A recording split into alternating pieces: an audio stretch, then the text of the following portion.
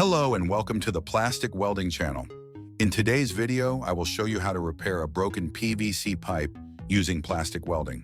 This method is an effective way to restore strength and durability to damaged plastic parts. If you work with PVC pipes or plastic materials, this technique can be very useful.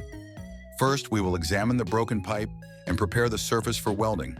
Then, I will demonstrate the step-by-step welding process, ensuring a strong and seamless connection. Plastic welding is a great alternative to replacing damaged parts, saving both time and money. With the right tools and technique, you can fix many types of plastic damage easily. If you find this video helpful, please support the channel by liking this video, subscribing, and turning on notifications so you don't miss future content. Your support helps me create more useful videos like this one. Thank you for watching, and let's get started.